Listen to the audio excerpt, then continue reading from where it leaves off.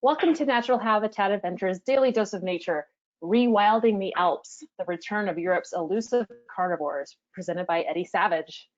Eddy has been guiding trips for NatHab in North America, China, and Switzerland since 2016, and today he's joining us from his home in Victoria, British Columbia. Right on. Well, thank you so much. I'm excited to be here, everybody, and tell you a little bit of the story of kind of what's happened with a few of Europe's elusive carnivores. And when I say elusive, I mean elusive. But we'll get into that. So a bit of already breaking things. A bit of a background with me. I've been a naturalist guide for 13 years, 4 with NatHab. Starting in 2016. My background really kind of comes from grizzly bear viewing, whale watching, and also kayak guiding. I did that for quite a number of years in British Columbia. And then in 2016, I linked up with NatHab, and since then, it's been NatHab has kind of been the main focus. I love working with them and love leading trips around the world with all you wonderful guests. And I'm sure I've met some of you, and I hope I get to meet some more of you in the future on other trips. But if you want to find me, or if you're looking for me, I'll be in Churchill for 3 seasons, Northern Lights, Churchill summer for the beluga whales, and then also in our polar bear season, and then spring and fall China trips as well. As well, I should be leaving for Switzerland in about 2 weeks, but 3 weeks, but that's not happening this year so far. Everything is tentative. I'm sure everyone is familiar with that. But I led the first NatHab Switzerland trips back in 2019 in August with a couple of really great coworkers, my friends Martin and Andrea. But I'd say it was kind of inspiring. It's such a unique scenery, such a beautiful place to be. But there's kind of this underlying story about these carnivores.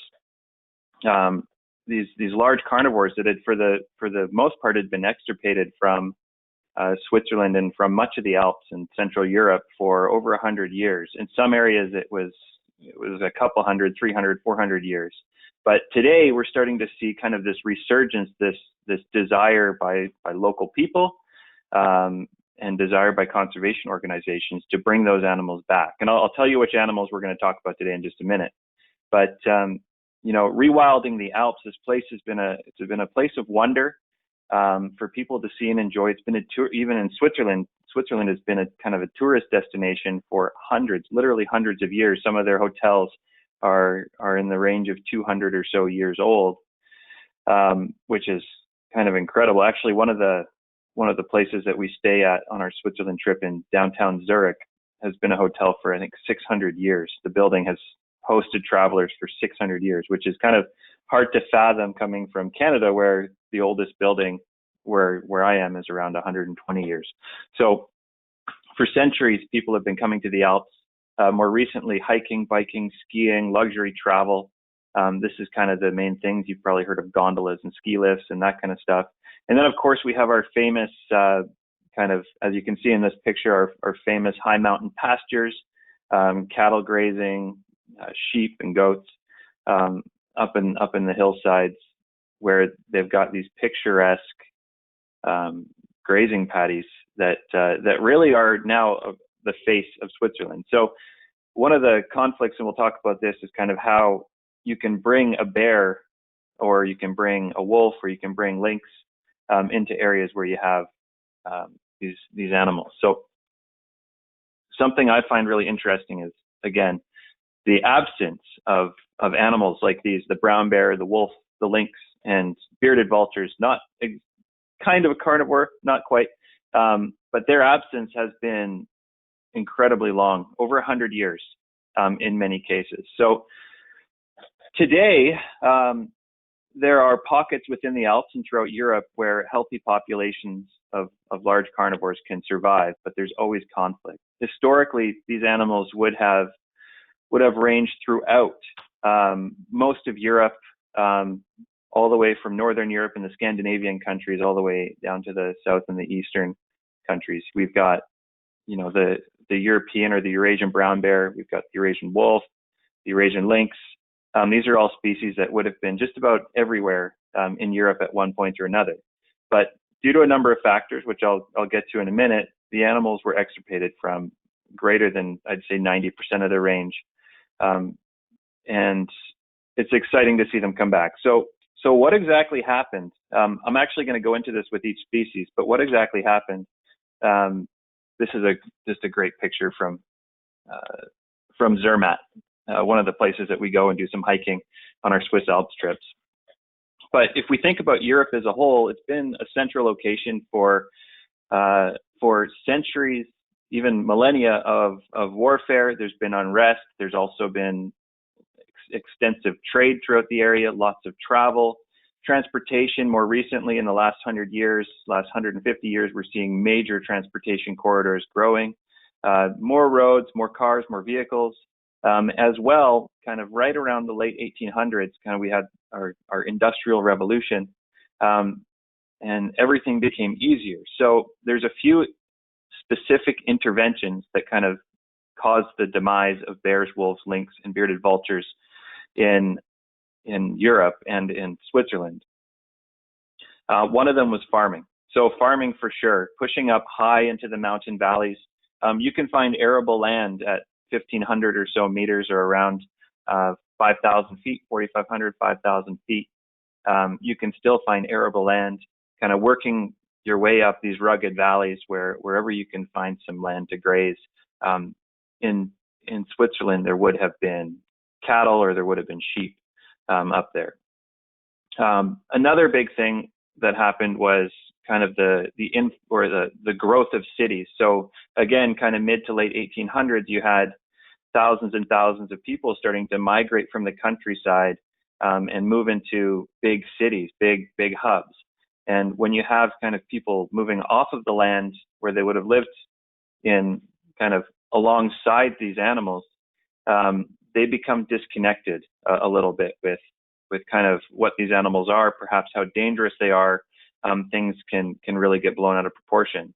Another big invention was the printing press, but also kind of tabloids. So tabloids spreading information at a rate that we'd never seen before. Talking about bears being bloodthirsty killers of the mountain, same with wolves, and even one story about bearded vultures that involved basically they thought that these big birds would steal children from villages in the mountains, and so that was part of kind of their demise. Another one was an advance in firearms. So technology in firearms increased in the late 1800s, which made hunting a lot easier. Logging technology, so again, winches and pulleys and all that kind of stuff enabled loggers to get higher and higher up into the mountain valleys of Switzerland and take all the trees. And when you take the habitat, of course, the animals are going to be stressed and pushed and have more interactions with people, also leading to their demise. So quite a number of things caused kind of that reduction in numbers. So what I'm going to do for you today is we've got our bearded vulture in the top left. We've got our wolf in the top right, brown bear, bottom left, lynx, bottom right. I hope that's pretty simple. I'm sure we've all seen these animals in some shape or form before. But I'm going to break down each slide or each animal into kind of what happened to them, when they disappeared, and kind of when they reached their lowest point in history as far as population numbers. And then I'm also going to dive into on some other slides kind of their climb back in current conservation, so how they got back to being in the Alps, and also kind of what projects are going on now. And then I'm going to discuss just a little bit about their future in Europe. So things that might need to take place or things that are taking place now that are kind of securing their future in Europe and in the Swiss Alps. So brown bears, I'm going to start with them. So brown bears, this is one of the most adaptable animals on Earth. We've got brown bears in British Columbia. We've got brown bears in Alaska. There's brown bears in the United States. They used to cover most of North America at one point. Of course, they lost a lot of habitat in the last 150 years. And then in Europe, they used to be widespread throughout Europe. in most of those countries. Today, there's small populations of brown bears in Spain, Italy, France. I think France gets a few. Switzerland gets a visitor here and there, but then Eastern Europe, like Slovenia and Romania, you'll have a few more kind of brown bears there. They weren't quite as affected in that area. And then we also have lots up north in the Scandinavian countries and throughout Russia. So they have a massive range globally. This picture that I'm showing you here is of a famous Swiss brown bear, M29. So they have so few brown bears kind of coming across into Switzerland that they've all got unique names. But I'll tell you a specific story about one of those bears coming up. So what happened to the brown bears? You know, why did they disappear? I really like this slide. I found it on Cora.ch, which is a website kind of that does it's kind of like an all-encompassing website that shares information about the different product or projects that are going on for large carnivores in Switzerland. But this postcard depicts the last brown bear that was seen in Switzerland. So that was pretty big news in the early 1900s. This was 1904. The last brown bear in Switzerland. It lived in the lower Engadine Valley, which is near St. Moritz, which is another place we go to on our trip. And today, it's one of the largest expanses of uninhabited land in Switzerland, and it makes up the only national park in all of Switzerland called the Swiss National Park. Now, even that's kind of an interesting thing, because the main reason why they selected that area for the Swiss National Park was because the habitat was not suitable for farming. So there's only sporadic farms in there already. This is kind of, I think it was about 1912, 1914, somewhere in there when the national park was set up. But it was fine bear habitat, but it was not good farming habitat. Therefore, it got made into this national park. And that's somewhere where we do visit on our trips as well. So that's where the last brown bear was seen. And these two soldiers saw the brown bear, and it wasn't like, oh, it's the last brown bear. It's more like, oh, there's a brown bear. Let's start shooting at it. So as the story goes, these two started shooting at this bear, but apparently they missed quite dramatically. And then a couple days later, some people went in and kind of followed the river where they had seen it, and sure enough, they found the bear had been shot and didn't survive its injuries. So that was the last bear in Switzerland, 1904. It made national news and ended up on a postcard. Pretty big deal. Throughout Europe, pre-1500s, there would have been a lot of bears, but by about the 1500s, in other areas of Europe, there was calls being organized to remove them. They were deemed a threat to livestock, to families, to farming, and all that kind of stuff. So it was kind of this gradual decline that happened with the bears over 500 years, or over, I guess, 400 years, kind of culminating with this big boost in firearm technology, and also kind of a push by farmers moving farther up and more into bear habitat. So in valleys that maybe didn't see too much human activity, there could have been some bears in the late 1800s, but by that point, farmers were moving up there, and with all of the advanced technology, they kind of took them out. So 1904 was the last brown bear that technically lived in Switzerland. So how did brown bears come back to Switzerland?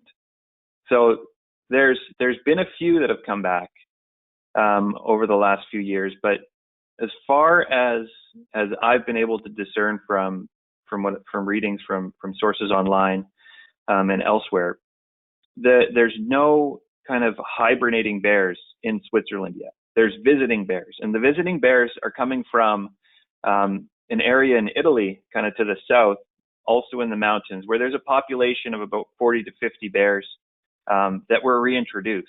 So Italy actually did the legwork in the 1990s. They did the legwork by bringing some bears from Slovenia.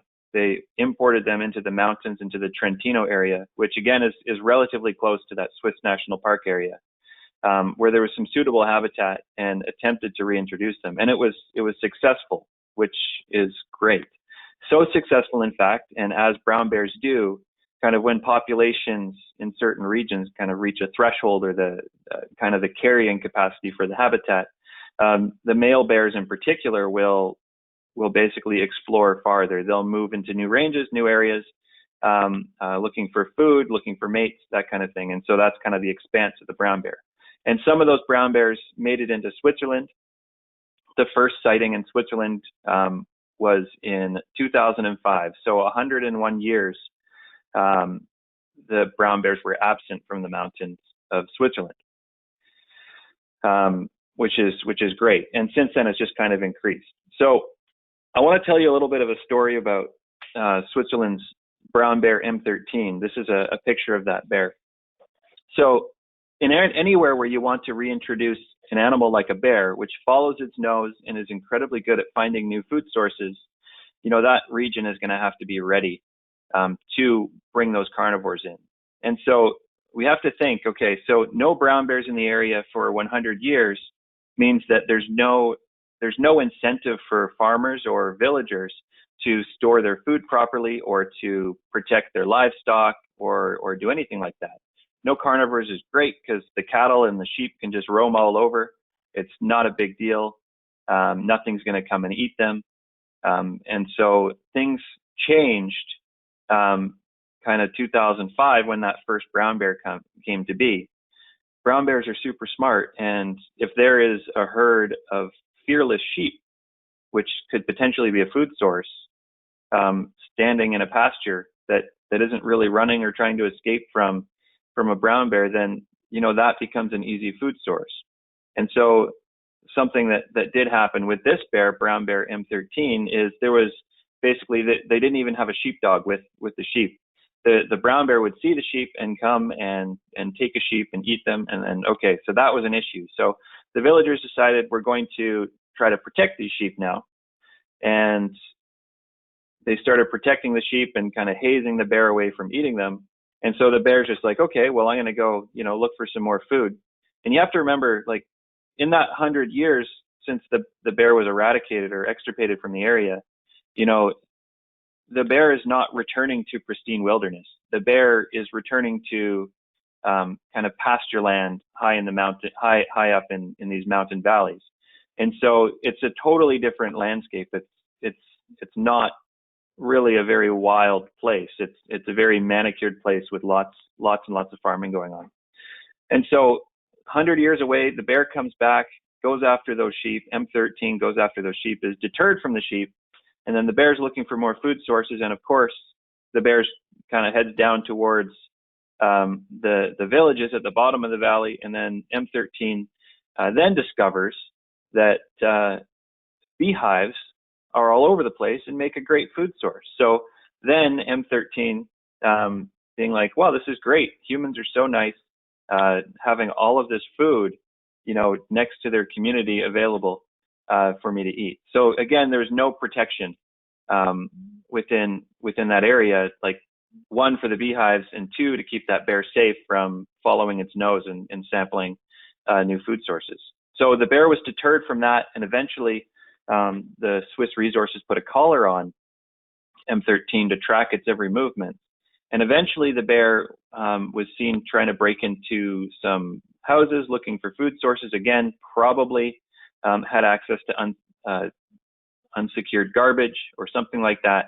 And then kind of was losing its fear of people, and the Swiss authorities decided to terminate brown bear M13, which is a sad story.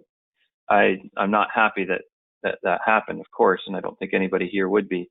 But what it is, it's a lesson for Switzerland. So the World Wildlife Fund actually went in to a village, and it was one mountain village kind of in an area close to, you can kind of see on the map where the cluster of dots are.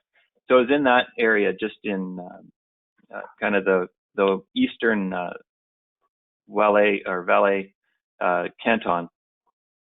And they basically counted all of the kind of bear infractions. So like unsecured garbage, accessible food sources, maybe beehives or kind of unsecured sheep without sheepdogs.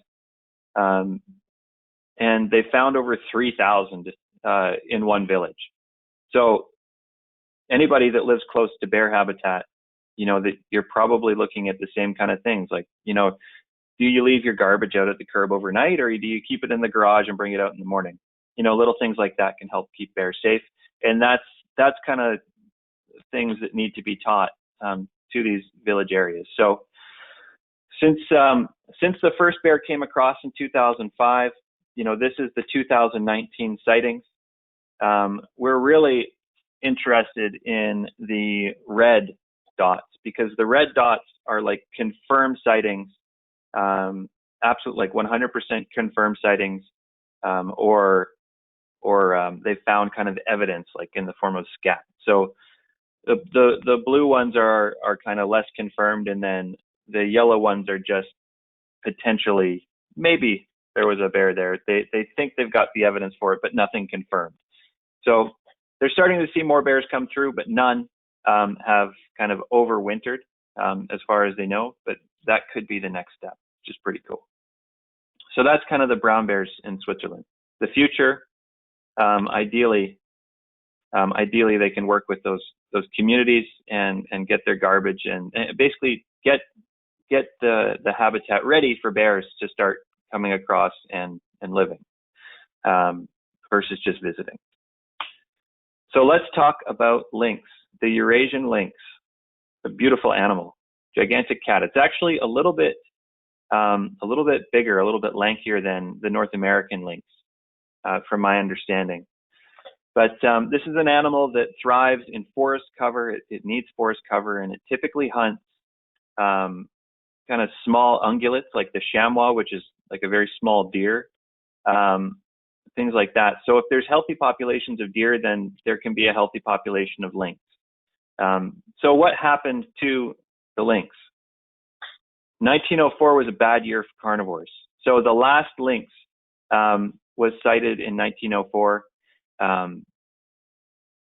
I think again in the western side of the province, and it kind of declined due to the same thing. It was kind of this lack of education as far as what the lynx were doing.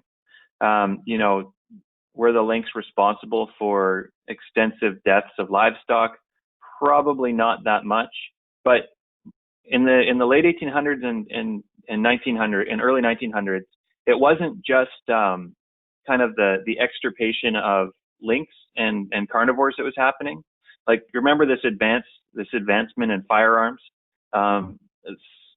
Swiss people and all throughout Europe, they were going into the mountains and they were hunting ungulates extensively. So logging was going, which meant that the habitat for lynx and for the ungulates was disappearing. Chamois, for example, being hunted. And so the lynx were losing their habitat. They're also losing their food source. And it didn't take long, once that forest cover was gone, for the lynx to be kind of removed from areas. So 1904, last lynx was in Switzerland. Now, Switzerland actually, in the Swiss Alps, Switzerland took a bit more of an aggressive approach to bringing back lynx. So the first, on the left-hand side, you can see that's one of the first lynx that was reintroduced into the Jura Mountains, which are in the northwest of Switzerland. This is a kind of a set of mountains that is more forested and not quite as rugged as the Swiss Alps, but there was ideal habitat over there for the Eurasian lynx. So 1967, they kind of put things into motion, and the first 20 animals were reintroduced in the early 1970s. Between the 1970s and 2003, the population of lynx grew unassisted, maybe with a few more kind of reintroduced animals, but it grew unassisted to over 100 animals by 2003. This required a lot of cooperation with farmers, with villagers, and actually the government. This is a common theme. The government put into place basically a reimbursement policy for kills by lynx. So wherever lynx are, maybe they accidentally take a sheep or something like that. But the government, it actually started with a not-for-profit that started paying it called Pro Natura. They started the program where they'd pay the farmers to, like, don't worry, we'll pay for your sheep. Please don't kill the lynx. But eventually the local governments and the federal government took over that. So if a lynx were to take some livestock, then they could just get paid for that. And then the lynx would go scuff-free essentially. But they did have a little caveat to that, which is if one lynx it could be proven that it took 14 or more sheep, then that lynx could be removed from the population. So, but it's been probably one of their most successful reintroduction programs for carnivores. Actually, probably the most successful reintroduction program for carnivores in Switzerland. So, starting from 20 in the 1970s today, there's over 300 estimated lynx within Switzerland, spread throughout most of the country. You can kind of see that top left area of red is where you've got confirmed evidence that there are lynx, and that's the Jura mountain range. And then the Swiss Alps are kind of the next part just down to the south. That's kind of the foothills up to the Swiss Alps, so to speak. So they like that that forested and covered habitat. When we look at the future, the success of lynx in Switzerland has been so great because they're actually able to take lynx from Switzerland and bring them to different areas throughout Europe for reintroduction. So they've got a stable, strong population. In some areas, if the lynx population gets too dense,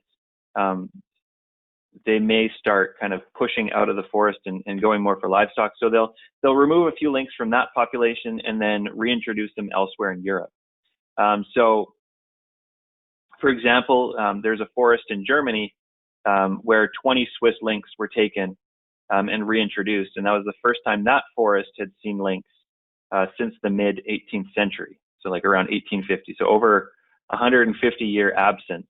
And Swiss lynx were taken and reintroduced there. So I'd say this is probably one of the most successful programs, and they're doing very good. They're a stronghold, and they've got a lot of support moving forward. There will be some kind of coordination with local villages to kind of secure their future, so to speak. But even I think it was 2018, even in 2018, there was only 69 confirmed livestock kills by lynx.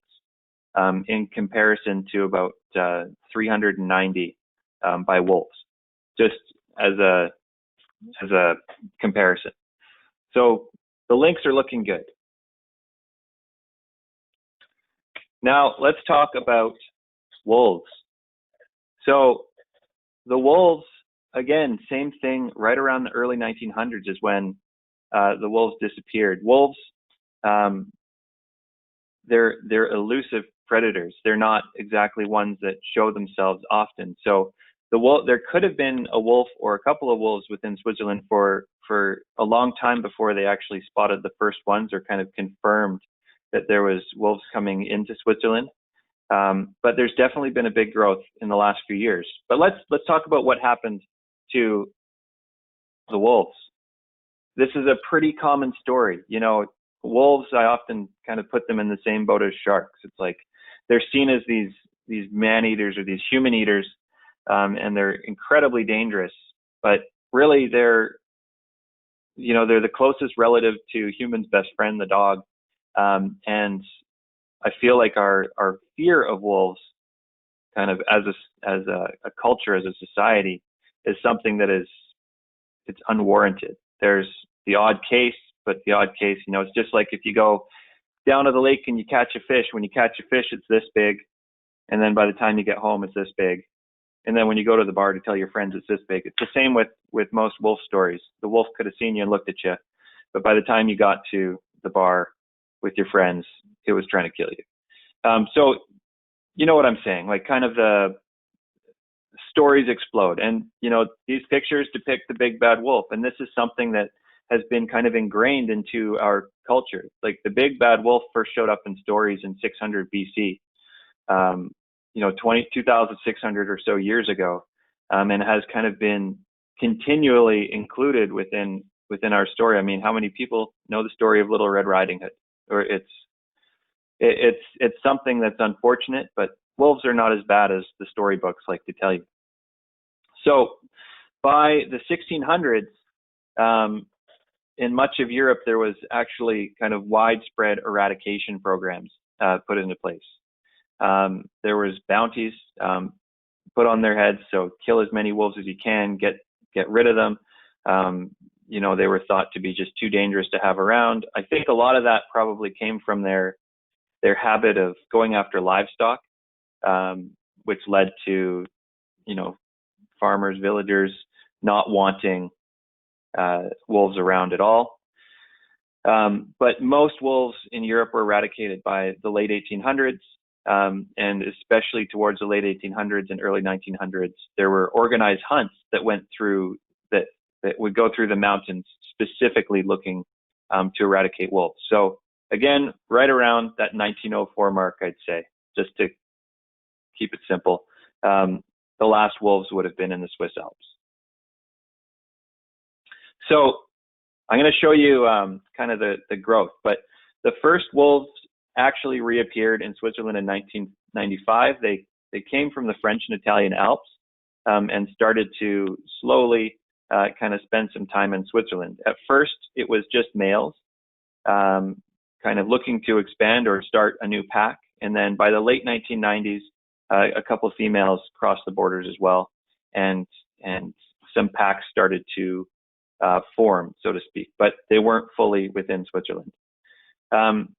I'd say the real takeoff point for wolves was 2012. So this is from Cora, Cora.ch, and I've actually got the link written up at the end of the presentation. So if you want to go kind of check out some of this stuff, it's really fascinating. But I'm just going to click through some slides here to show you kind of the growth of wolves in the last 10 years.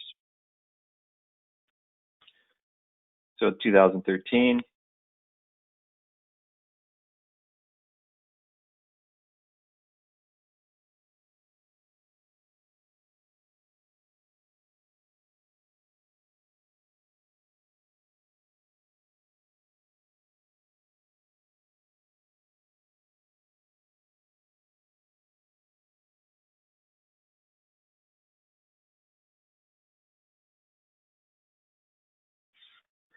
And this last picture this last plot here is the most recent one, 2019, released just 6 months ago.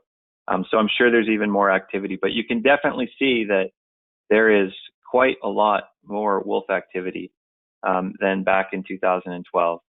In fact, even there was just a news article that was put out not long ago that suggested that the wolf population had nearly doubled. 2018, they estimated the population to be around 35 to 40. However, more recently in the last few months, they've come out with 60 to 70 wolves in Switzerland. So, and these are packs. There's a total of 7 packs, one way out to the west in the Jura, but then most of them kind of in the core of the Swiss Alps themselves. So a lot more. Now, like I was saying before, kind of if we're looking at the future of wolves, one of the big issues that comes up, especially with kind of rural villagers, is wolves and people and sheep don't really get along. They can occasionally prey on livestock, and like I said, somewhere around 390 to 400 livestock kills per year. Although the farmers get reimbursed for that, occasionally wolves do get removed because of that. There's also now and then there's illegal killings or poaching of wolves, although that's kind of dropped in the last few years, which is good. And definitely the most common death for wolves in Switzerland right now. And this is, if we go back kind of the last 5 or 6, I think since 2012, they were keeping track of wolf deaths. There's been 43 the vast majority caused by humans in the form of pack regulation, traffic accidents, or simply poaching. So it's not exactly that the wolves are dying of old age. There's other things that are finishing them off quicker. So this picture, you're probably wondering, hey, there's a sheep and there's a dog. So when we talk about the future of wolves in Switzerland, one of the biggest things that we need to do is basically find ways to protect livestock from wolves. As a wolf running through the mountains, you see a bunch of sheep that are not exactly fearing much, and you find out that they're super easy to kill, and there's like hundreds of them. Why would you go and look for any other food source if you've got it right there? So what you're looking at here, that white dog, that beautiful white dog in the middle, it's called a Uri sheepdog. They're trained to push off predators, or really even a hiker, away from sheep. They don't welcome any animal getting close to their sheep. And what they'll do, if they see you, let's say you're walking through a field and there's sheep, 300 yards away on the hill, and there's one of these sheepdogs with them. That dog will basically see the threat, so to speak, run towards it, and basically just start barking aggressively and constantly until that person leaves. And there's a news article about hikers or kind of farm owners and people worried that these sheepdogs were going to be pushing tourists out of the area because the sheepdogs were just barking at people all the time. So another really interesting thing that's happening, if we're thinking about the future, is if there's wolf predation on sheep, farmers can actually apply for and be funded to have one of these dogs. They'll just be given the dog to help protect their sheep, which in turn helps protect wolves and saves money in the long run, I'm sure, from the government paying the owners for lost sheep. So kind of a win-win. That's really good. However, with wolves, the big bad wolf still prevails, and the canton of Valais, or which is in the red there, they've actually considered, there's a petition that was looking to ban carnivores, make the canton carnivore free into the future, or a predator free zone. And that vote basically that petition may go to a vote kind of within the next couple of years, if it hasn't already. And even if they do vote it in saying, yeah, this is a predator free zone, they can't really do much about it, or it's going to be really interesting to see what happens there, because so there's something called the Berne Convention. I'm not sure if anyone's heard of that, but it essentially protects a lot of the wildlife, and in particular carnivores, in many parts of Europe. So they're protected species, and there's kind of this overarching law that makes it very difficult to remove any carnivores, even if they are preying on sheep. So, kind of voting in a law at the canton level, but it doesn't supersede kind of the national law to not kill them. So it'd be interesting what happens. But I had to also throw up this headline here for the number of wolf packs had doubled kind of in the last couple of years. So it's obviously a really hot topic in Switzerland right now. And those dogs, or those wolf pups, are really cute. So getting to the last one, I want to show you this incredible bird. So this bird is insane. And when I say it's critically endangered. So it was extirpated in the early 1900s, just the same, but it was extirpated throughout Europe, and I'll get to that in a minute. But I'll just tell you a little bit about the bearded vulture, because they're kind of a carnivore in this. They don't really kill animals to eat them. They actually scavenge off of dead animals, much like many vultures do. And what they'll do is they actually their prime time, so to speak, is the spring after the snow melts high in the mountains. These birds, they can have a nearly 10-foot wingspan, and they glide for hundreds of kilometers over the mountains, looking for animals that didn't survive the winter, or animals that maybe slipped off of one of the high cliffs, animals, maybe even the remains of something that a wolf or a bear or lynx had killed. And they take the bones and they break the bones. They break the bones and eat the bone marrow. That is their food source. That is insane. Imagine to fly around and just do that. So that's their specialty. They specialize on the bone marrow. And they're so focused on that spring hunt in particular that they actually lay their eggs in the wintertime. So in the winter in the Alps, December to February is when the bearded vultures are laying their eggs. So when they hatch and the chicks are growing and getting ready to fledge, there's an abundant food source found with dead animals. So let's talk about what happened to the bearded vultures. So there's a few things. On the right-hand side, you can see that picture where you've got a guy with a firearm and a dog jumping and biting at this vulture as if the vulture's coming down to try and steal the dog or hurt the man. That is totally blown out of proportion. There was scientific textbooks through the 1800s that referred to the bearded vulture as a bloodthirsty vulture. So they kind of misrepresented.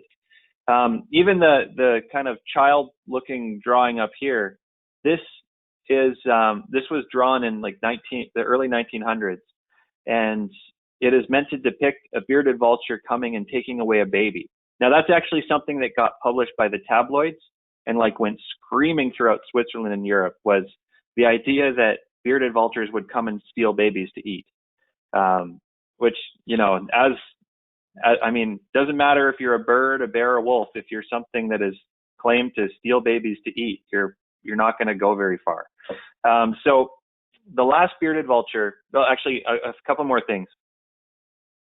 Another thing too, so you remember all the hunting that was happening of the other animals, like in particular the ungulates, like red deer, chamois, ibex, these animals. These are the animals that live high in the mountains.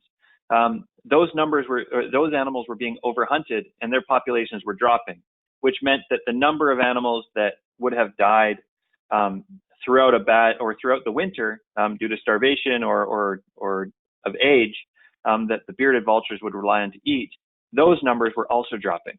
So the vultures didn't have much of a food source. So part of it was that. And at the same time that was happening, this wolf cull that we just talked about was happening. And the wolves were sometimes baited with poison bait. And if the vultures got some of that poison bait, then the vulture may die from that poison. And that's something that still happens today if you use rat poison or something like that. And a rat eats it, runs off, dies in a field, and then a hawk comes, eats that rat. It can also be transferred through the rat to that hawk. So that kind of stuff still happens today. So essentially the numbers just crashed in the late 1800s and early 1900s. And then the last bearded vulture was shot in 1913 in Switzerland. So that's when they disappeared. Now, this map here, by the way, I know it's kind of hard to read, but down at the bottom you can kind of see there is a line that kind of depicts the shape of the Swiss border. But essentially what it's meant to show is that the range of the vultures, the range of the bearded vultures was immense, and it was all throughout the Swiss Alps. Lots and lots of bearded vultures throughout the Swiss Alps at one point. And so by the 1970s, there was a real effort to try to bring bearded vultures back to Switzerland, not just Switzerland, but also just all of the Alps and Europe in general. This is a critically endangered bird with several other populations, some kind of down towards the mountains in Afghanistan and that area as well. And so the first reintroduction programs actually started in France, in the French Alps, where they were taking birds from the mountains in Afghanistan and reintroducing them and releasing them into the mountains in France. This was really hard because a huge percentage of the birds that they actually trapped and brought to France didn't make the journey. And then it ended up failing completely. So by 1978, there's something called the Bearded Vulture Project that was put into place, where experts from France, Germany, Italy, Switzerland, and Austria all put their heads together to come up with basically a method of reintroduction for them. So the reintroduction programs were huge. What they did is they decided, instead of capturing wild vultures that basically are already critically endangered in the wild, they bred captive vultures, and then around 100 to 110 days old, they would take the juvenile vultures and take them up into a remote mountain valley, where, as you can see in the top picture there, in those nice boxes there, and then release them into that mountain valley. For the first couple months, they're kind of being monitored constantly and being fed until they're strong enough to fly and kind of find their own way. And then that would kind of lead to their reintroduction. So it's a really successful program. Through the first year, juvenile vultures that are released, the survival rate is 88%, which is quite good. So they were first released in Austria, then France, and then finally, more recently, into the Swiss National Park. And overall, there's been 204 juvenile vultures released into the Alps. And what that's led to is, we're not just kind of putting vultures into the Alps and saying, okay, live here, and then they're not reproducing. That's not what's happening. Some of these vultures are reproducing, and there are wild-born bearded vultures reestablishing habitat within the Swiss Alps. And on my first journey over to Switzerland last year, high up, visible at about the size of I don't even know, through a scope. So it was very, very small, but I did see a bearded vulture, two bearded vultures soaring in the thermals in the Alps. So they are there, and that was in Swiss National Park. They are there, but their ranges are so huge. It's something that's really, really lucky and rare to see. So what is the future of the bearded vulture? Well, the Bearded Vulture Project in general is very well funded. It's coordinated internationally with different countries, reintroducing birds in different areas to try to establish a long-term permanent population. But what it's going to take is it's going to require that habitat. And you remember their food source is derived from these ungulates like the chamois, ibex, etc. These are animals that are actually still hunted today in Switzerland. They've got kind of big enough populations that they've had a managed hunt for a number of years. And as long as there's an abundance of these animals in the Swiss mountains, then there will be a food source for the bearded vultures. That's going to be the future. We're going to need to rely on that international cooperation because of their huge ranges, and kind of maintain the monitoring that they've been doing for so many years. So this is a project that is, coming up on 45 years in the works, and can happily say within the Alps, there's probably about 150 to 200 bearded vulture pairs, which is great. That's like super good. So that's kind of the overview of all those species. Rewilding the Alps, it is something that I'd say it's kind of on the upswing right now. We're kind of right in the middle of the growth of kind of the reintroduction, and something that's really going to have to change, in my opinion, is we need more Europeans, we need more people that live in Switzerland and Italy and France and Germany to want to see these animals return. And I think that there's a really good groundswell of people that want them to return, but more assets, more time, more people kind of working on the long-term protection of these animals is important for their survival. So that's Rewilding the Alps. Thank you very much. And I'll just go here. Thank you. If you want to follow me on Instagram, it's Eddy Savage BC, Facebook, Eddy Savage Photography. If you want to see pictures of the Alps and stuff like that. And then, like I said, down at the bottom there, more information at www.cora.ch. They do have, it's all in German when you click it first, but they do have a little English button for the translated version, which is great. lots of fun history and facts in there too about kind of some of the carnivore projects going on. So thank you very much. Thanks, Eddie. That was fascinating. And thanks for providing that link. There were a couple people who were curious about the Cora website. So we do have some questions to get to, but first I'd like to remind everyone that you can submit questions via the question box in your control panel, and we'll get to as many as we can by the top of the hour. Okay, first question. Are the Swiss villages receptive to these reintroductions?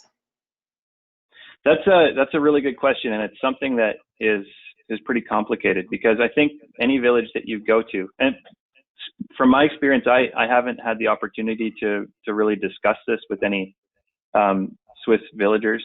It's only from information that I've found through my studies.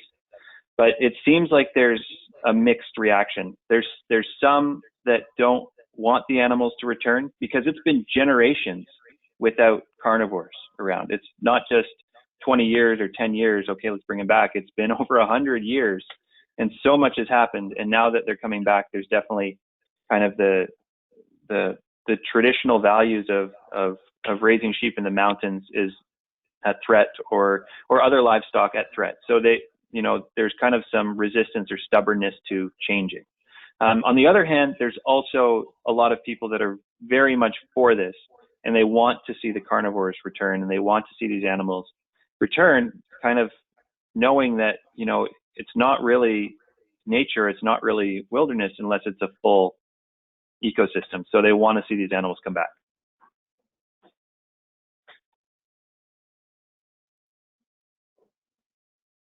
Great. Next question. How do these brown bears compare to the ones in North America in size and weight? That's so these brown bears are going to be a little bit smaller than the ones you might be familiar with in Alaska. And I mean, that can kind of change, like in Alaska and BC, and even with brown bears in North America, the weights can change immensely. Like where I'm at in British Columbia, I do some guiding up in the Great Bear Rainforest. Our biggest bears are going to be about 1,000 pounds. And the reason why they get so large is because of that abundant food source with the salmon, as like basically bolstering and allowing them to fatten up and grow faster and stronger and bigger. And it's just something that population of bears has. Whereas if you go to the Rockies, for example, a big bear might be 300 or 400 pounds versus 1,000 pounds, because the food source is going to be a little bit thinner, so to speak, and that makes the bears a little bit smaller. And if you go higher into the Arctic or the subarctic and look at the brown bears up there, the barren ground grizzly bears, they're also going to be kind of in that 300, 400 pound range at the big end, as the bigger bears. And you could say the same roughly for the brown bears in kind of the Alps, is they're going to be maybe even a little bit smaller, 250 pounds to 350 pounds. I'd say would be a pretty big brown bear, maybe up to 400 pounds if that was one of the bears that discovered the sheep. Interesting. So what's the food source for the brown bears besides sheep? Yeah. So brown bears have a really diverse food source, and for brown bears in Switzerland, it could be berries, roots, grasses or sedges. There's an abundance of food in the high alpine, especially during the summertime. You just have so many different species. But it'll be, I definitely say it's going to be like a 95% herbivorous diet of berries and roots and nuts where they can be found, that kind of stuff, will be their food source in the Alps. Okay, great. Were there any negative environmental impacts due to the absence of the bearded vulture in Switzerland? That's a good question. I don't have a good answer for that, but perhaps that's something I can follow up with after the presentation. Super, yeah. So these next couple questions pertain to your time in Switzerland with NatHab. Sure. Which of these animals have you been able to see on the trips with NatHab, or are they too elusive? So they're kind of the ghosts of the woods, like wolves, brown bears, lynx. They are the wolves, or they're the ghosts of the woods. They're sighted there, but I mean, in an entire country, there's around 300 lynx, and in an entire country, there's around 60 to 70 wolves, and then the brown bears like pop over like once in a while kind of thing. So I have not seen those. Now, I have seen the bearded vulture once, and pretty much all of the mountain areas where we go is potential bearded vulture habitat. So it's just a matter of looking. But you just have to remember these are birds that soar at 6,000 to 8,000 feet, and you've got to be looking pretty close. I have seen some of the ungulates, though. I've seen red deer and chamois pretty consistently. But I'd say the Swiss trip in general is more that's the Swiss Alps mountain scenery, and then if we can find any wildlife, it's definitely a bonus. Have you seen any changing educational efforts in Switzerland with these new reintroductions over the years? Absolutely. Yeah, there's from the reading that I've done and things that I've come across, it seems that there's a real push to kind of get into some of these communities and get in, not just be in the communities, but also have a presence in some of the big cities as far as conservation. Like there's Pro Natura is a massive conservation program in Switzerland, though WWF is also really quite involved in a lot of this stuff. And so the outreach and education is all part of this conservation work. And, I can't say specifically if they're going to schools or if they're doing presentations and stuff like that, but I have seen that there's a lot of resources out there for people that want to learn about it. And it's also something that is, it often comes up in the media. It's a big discussion right now. Okay, great. That is the last question we have time for today, unfortunately, but I'd like to hand it back over to you, Eddie, for closing comments. Yeah, well, thank you very much, everybody, for joining me for the rewilding of the Swiss Alps. It's really exciting to think about a place like the Alps that, it comes up in so many storybooks. And if you speak to, almost anybody around the world and say the Alps, they're going to, think about the mountains and the scenery and the history of that. But it's exciting to kind of open a new chapter in the Alps with kind of the reintroduction of these animals that have been absent for so long. So hopefully that becomes maybe in the next 20 or 30 years something that goes along with thinking about the Alps is, oh yeah, the Alps, that place is such a great place for wildlife too. So thank you very much, and I hope you enjoyed your daily dose of nature. My thanks as well. And be sure to join us Monday for our next daily dose of nature. And we did record today's presentation, so we'll get that replay out to you soon. And with that, I'll conclude the webinar. Thanks, Eddie. Goodbye, everybody. Thank you.